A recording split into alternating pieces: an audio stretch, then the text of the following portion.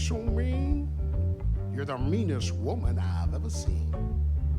Guess if you say so, well, I'll have to pack my bags and go. That's right, hit the road, Jack.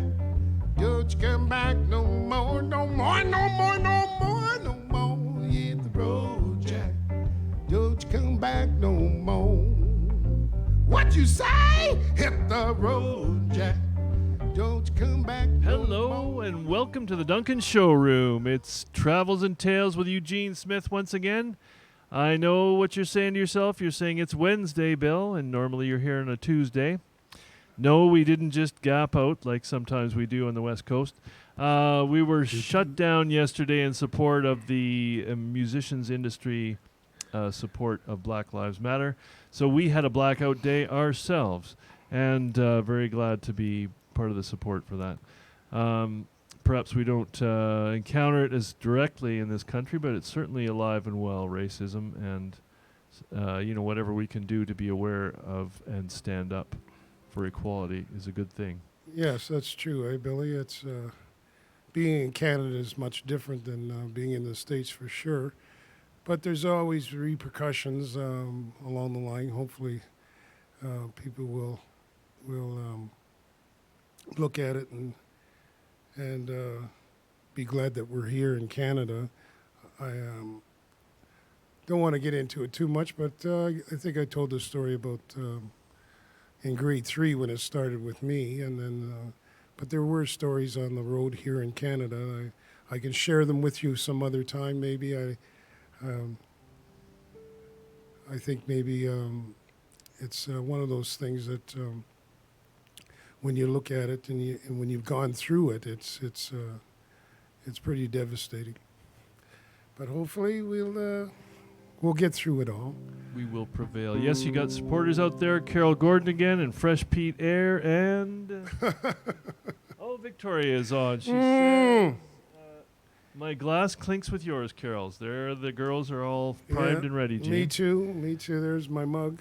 So there we go. We're on, it even says next to our storytelling name of the Duncan Showroom, Part 9, so they can keep us organized. We won't forget which week we're in.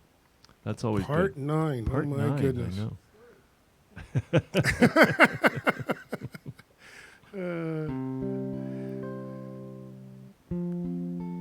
Well, I thought maybe I'd start tonight off with a good feel tune. A good feel or a feel good? I'm not sure whether I've done this tune. I'm not sure whether I've done this tune, and I'm going to have to start. I've been writing them down, but I think I've been missing a few here and there. So if I've done this song before, it's...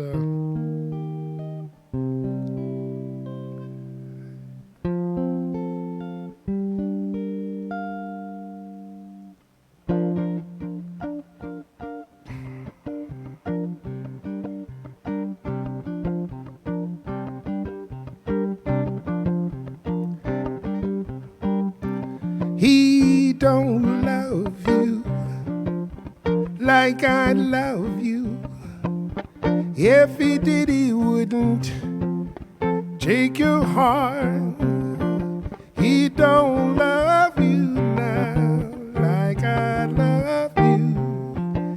He's trying to tear us apart. There, that's it. Hey!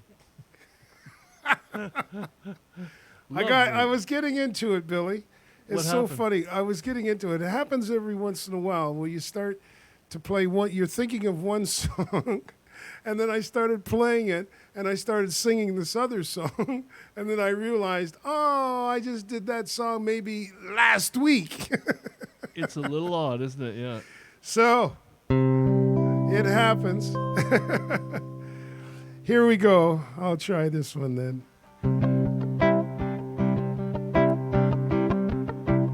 Sitting in Lala, waiting for my yaya.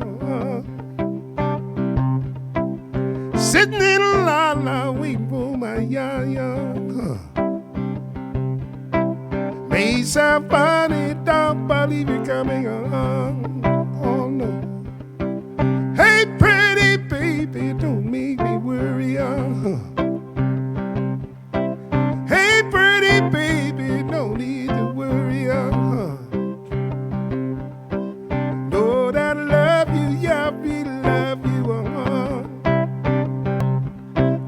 I'm sitting in a llama waiting for my ya-ya. Woo! Sitting in a llama waiting for my ya-ya. Know that I love you, yeah, I really love you.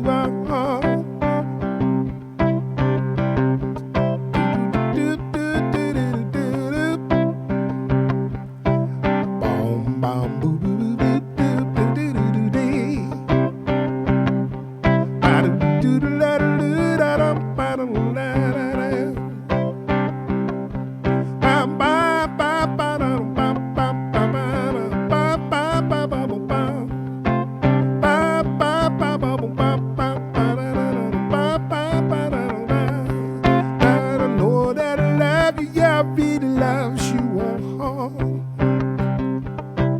Hey, pretty baby, don't need to worry. Hey, pretty baby, don't need to worry. May shop on it, don't believe you coming along. Well, I'm sitting in a la waiting for my ya-ya. Sitting in a la waiting for my ya-ya. Know that I love you, yeah, I really love you. Know that I love you, yeah, I really love you. Know that I love you, yeah, I really love you. Sitting in a la waiting for my ya-ya. Sitting in a la waiting for my ya. Lord, I'm sitting and I'm waiting here now. Lord, I'm sitting now in a la.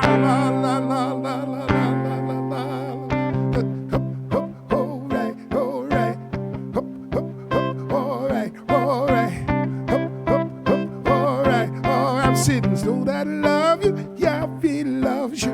Know that I love you, yeah, I really love you. Know that I love you, yeah, I really love you. Sitting in a la waiting for my ya-ya. Sitting in a la waiting for my ya-ya. Sitting in a la waiting for my ya-ya.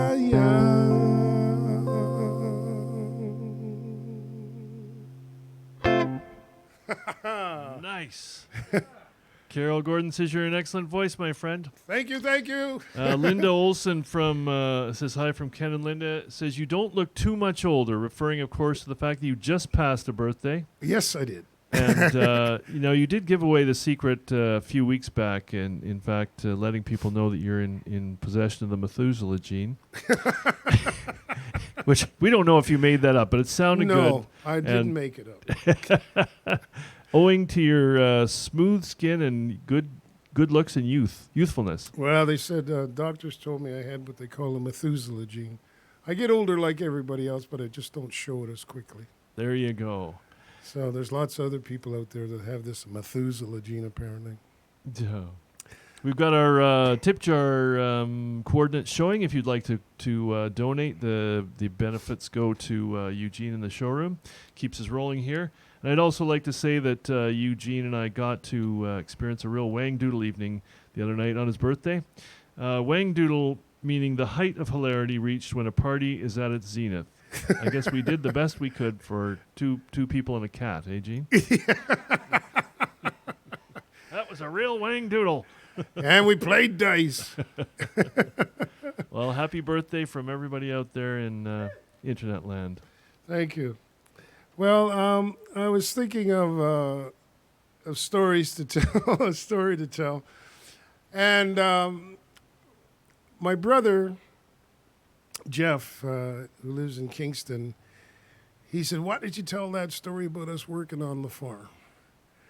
So I thought, okay, I thought about it, and so I'm going to tell the story about us working on the farm. We had a farm in Creedmoor, Ontario for a while, and we raised Angus cattle, my family did.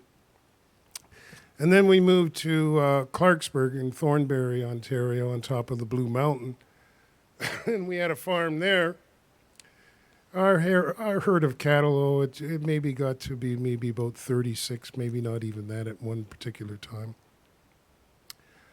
Anyways, Jeff and I, we used to go out and work on the land and plow up the fields and plant the wheat and all that stuff, and clean out the barn. So what you have to understand is my brother Jeff is very strong. And my dad used to say that he didn't know his own strength. And I really didn't know what he meant, but I knew Jeff was a strong guy because sometimes when I'd be outside, he'd come around and pick me up by my heels and turn me upside down and put me up in the air and shake all the money out of my pockets. But anyways, one time when we had to clean out the barn with the manure and put it on the manure spreader and take it out to the fields. So we're cleaning out the barn and we get this manure spreader filled with manure. And Jeff hops on the tractor and he pulls out of the barn, but the back wheel, one of the back wheels got caught on the door jamb of the barn. Excuse me. And it's not COVID. I'm just clearing my throat. Anyways, he couldn't get it out of the barn. So he jumps down off the tractor and he looks and he gets back up on the tractor and he backs it up and then he pulls out again and he gets caught again. Now this time I can't hear him. I know he's swearing. He's upset. And he jumps down again. He takes a look and he gets back and he backs it up and he gets jammed again. He did that about 3 or 4 times, and finally, he jumped down off the tractor. He went to the back of the manure spreader, filled with manure, and he reached down and he picked up the back of the manure spreader, and he went, and he moved it over away from the door jamb. And then he got on the tractor and pulled away and went up the road with the manure to take out to the fields. So that's how strong my brother is and was then. And so I pass that story on to you. Jeff, I hope you're watching, and there's your story. He's a very strong lad. He used to, when he was going to Stainer Collegiate, he played football for Stainer Collegiate, and he was always breaking arms and legs playing football because it happens. But the parents were always coming over to the farm and asking my parents, why was my brother doing that? I mean, he was just playing football. You get hurt in football, but that's what happens. But anyways, there you go. That's the story. So that has no relation to his claim that he's a better singer, I guess. Better singer. Well, he used to be in a band, and he was making more money than me at the time. Oh. I know. He was making more money than playing. I think it was called the Marcados, if I'm not mistaken. He'll probably correct me on that later on. But anyways, they were playing at the army bases and places like that, functions, so they were playing places where they paid lots of money, I guess. And my dad says, you can't believe it. Your younger brother's making more money than you are playing music. But he used to sing. He did the James Brown thing, and I guess he was good. I never did see him perform, but anyways, I guess he had a good time with it for a while. So now I've got a story that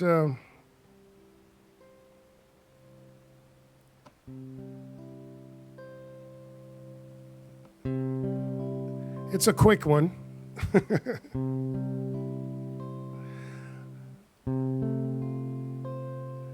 When you're on the road, certain things happen to you, and you get to go different places. I was talking to Victoria. She said, why don't you tell people about being on the Britannica, the Queen's yacht? I was on that boat for a while. That was kind of interesting. The Queen and her husband had to go to Sudbury there, and on a Sunday, and so the crew was allowed to bring people on the boat, take us to the galley and then to the pub and show us around. And that was quite exciting. It was you could eat off the floors. I'll tell you, it was so clean. It was so I'd never been on a cleaner boat in all my life, and it was unbelievable. Only had a stateroom with a table that was as long as Wrigley Field, and so I asked the sailor that was showing us around. When the Queen and her husband are having breakfast, they sit at one end of the table. He says, "No, mate, they don't. They sit at both ends of the table, and he has people serving him, and she has people serving her. So they pass the salt." But they don't have to pass the salt. Just you learn how to bowl, I guess, or what's something else you would curling. Yeah. Anyways, that was pretty exciting, actually, being on the Queen's yacht. And then they gave us a silver medallion when we all left. And other things that happened, just being at the largest Lulu's, where I think it was in Kitchener. Do you remember Lulu's? Mm-hmm. And backing up, opening up for Benny King and his daughter, and that was interesting. I'd never been in a bar before that was that huge. It was a warehouse, wasn't it? Or was it a Kmart or something like that at one time? And I don't think it's there any longer. No, it's long gone. But that was interesting. Benny King got up and sang his hits, and his daughter was quite good too. She was a very good singer. And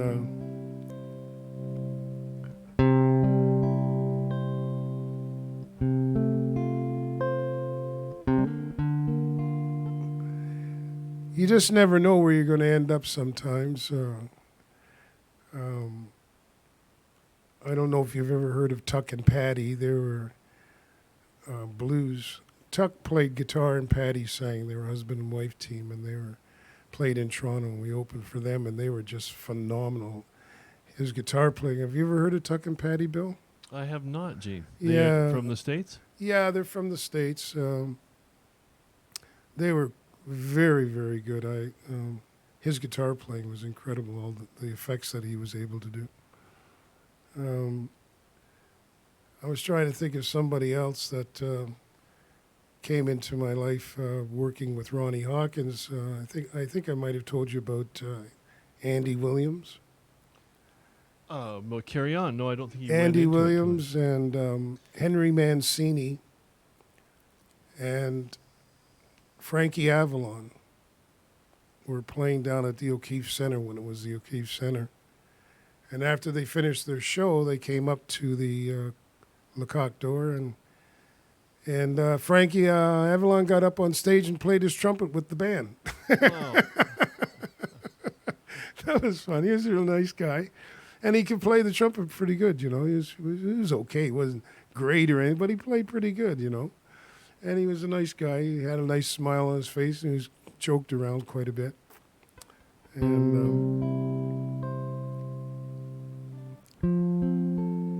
What about Andy Williams, Gene? Is he a Andy decent Williams? chap? Well, Andy Williams and Henry Mancini, they didn't say very much, but it was they just kind of sat there and just enjoyed the show. But Frankie Avalon was more bubbly. You know, he had more energy, and he was more outgoing than the two of them were. They were sort of subdued in the corner there, but they were enjoying themselves. Except for the fact they didn't tip the waiters at the end of the night. Oh. And all the Greek waiters are really upset about that one. You just never know. How are we doing on the old chat line there? Well, we've got Victoria says, "What an unbelievable life," and she would know. She gets to share your stories with you frequently, we'd think. Inside Track, Carol Gordon, great story. Hi to Jeff. And Fresh Pete Air says, "Sup." Fresh Pete. Now, I know who Fresh Pete is. Did you figure it out? I know who it is. Fresh Pete lives over in Vancouver. Oh. It's Carol's brother. Oh, there you go. And Rob Russlin just signed in. Hey, Rob. Forgot to sign in, he says. There we go. Yeah. So What do you want? Another story here coming up? Or? Sure, give us a little bit more flavor of Toronto in that era, maybe, and what other venues did you play in Toronto besides the Cock Door?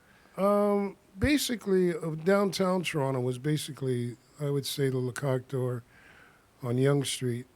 When we were teenagers and that, we used to go to the Blue Note, which was on Yonge Street. Everybody went to the Blue Note, and all the up-and-coming singers and bands and stuff, Doug Riley and Diane Brooks, and just, you name it, Motherlode, guys from Motherlode, Smitty, everybody, that was the place to go, upstairs and play at the Blue Note.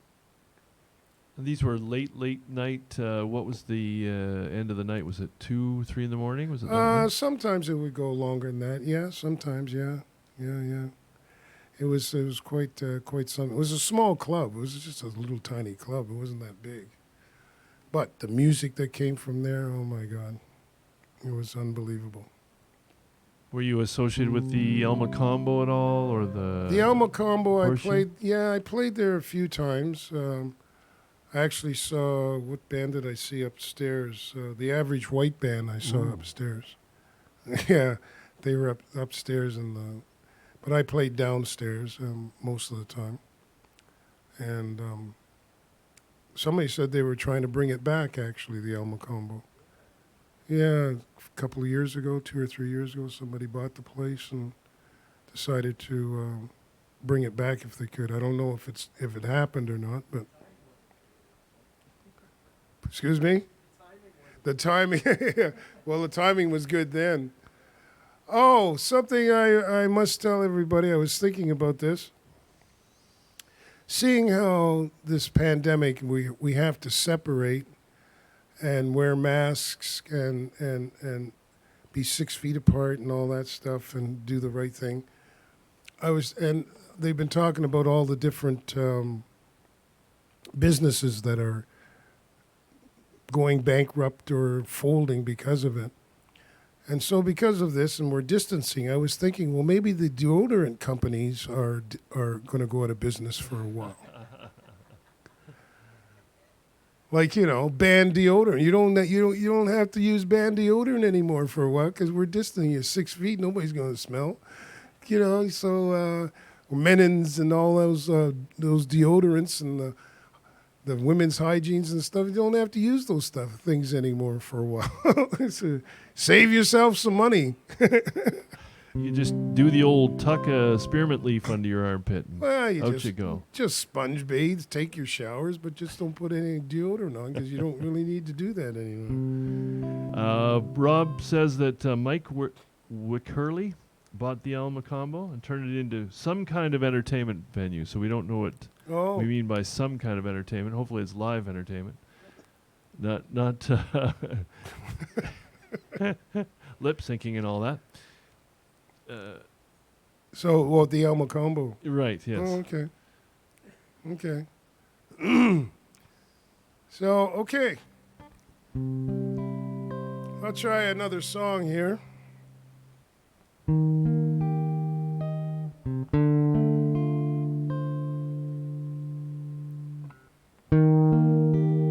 I'd like to say hello to David Dobbs if he's watching this evening. Him and his family.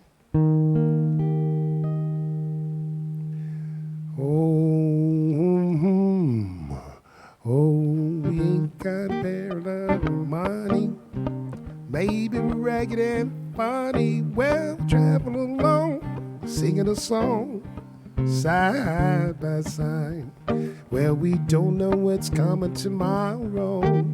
Maybe it's trouble and sorrow. Well, travel the road, sharing the load, side by side. I say through all kinds of weather. What if the sky should fall? Well, as long as we're together, well, it really doesn't matter at all. Well, we've all had our quarrels and parted. We'll be the same as we started. We'll travel along, singing a song, side by side.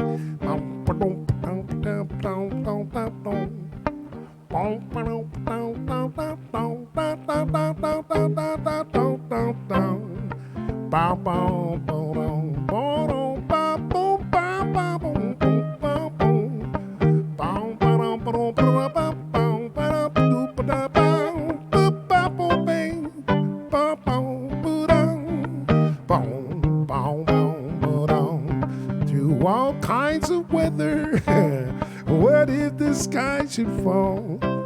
As long as we're together, well, it really doesn't matter. I say it doesn't matter. It really doesn't matter. Matter at all now. When we've all had our quarrels and parted, we'll be the same as we started. Well, we're traveling along, singing a song, side by side. Well, we're traveling along, singing a song, side by side. Well, we're traveling along, singing a song. Well, I said side, side, oh no, no, side by side. Well, we're traveling side by side.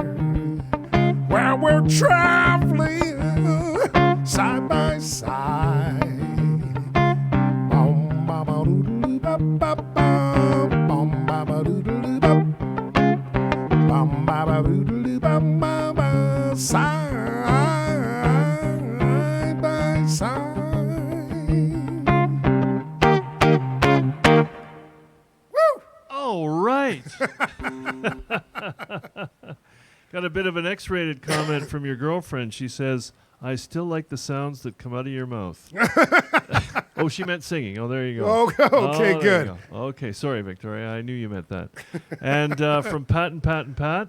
Oh, nice. Yeah, they said perhaps there's a story at some point that might go along with the release of your first record in '64 with the Majestics.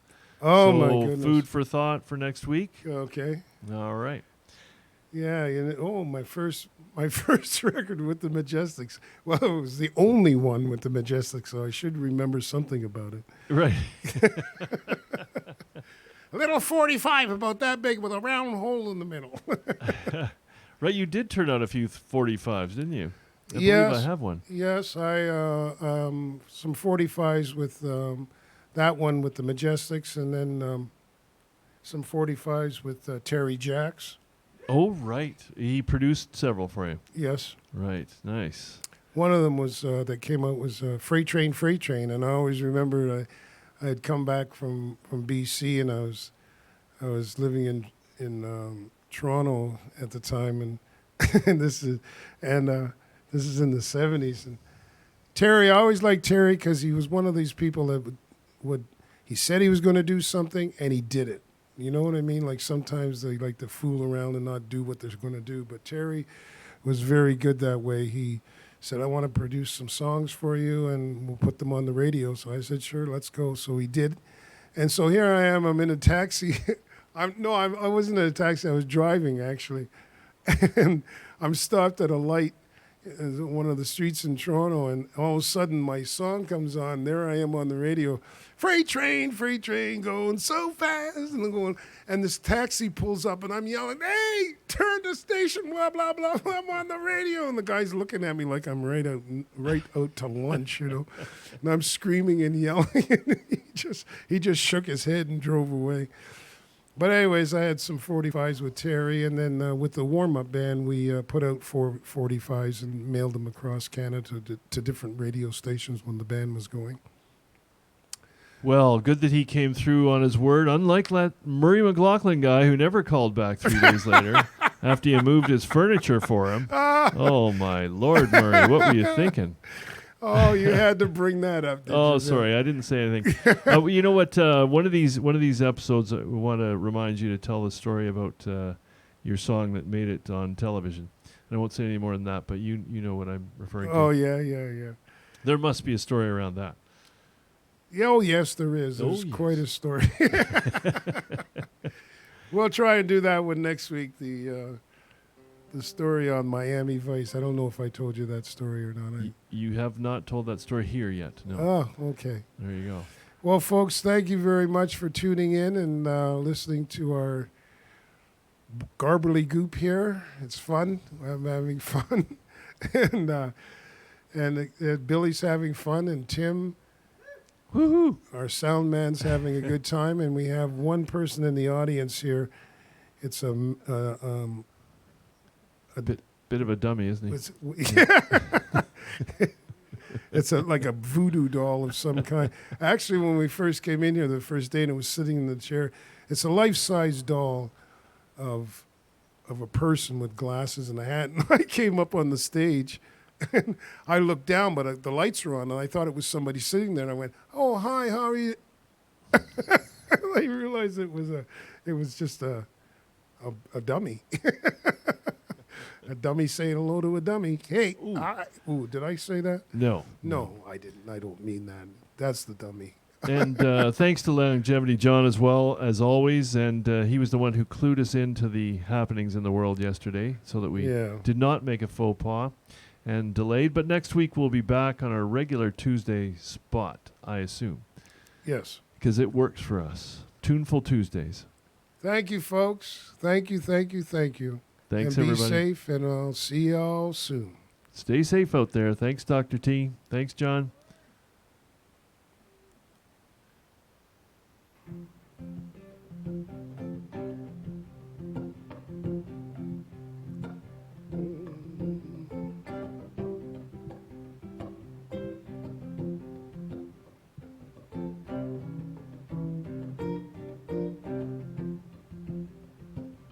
I see freight train, going so fast. Freight train, oh, going so fast. Well, I don't care what train I'm on, as long as it keeps on rolling on. Don't know where I'm headed for. Makes no difference, I say, anymore. Well, I got no future, and I've got no home. Can't do nothing now but roam. Well, I say, freight train, going so fast. Freight train, oh, now going so fast. Well, I don't care what train I'm on, as long as it keeps a rolling on. When my baby left my side, something deep I say inside me died. Well, I've got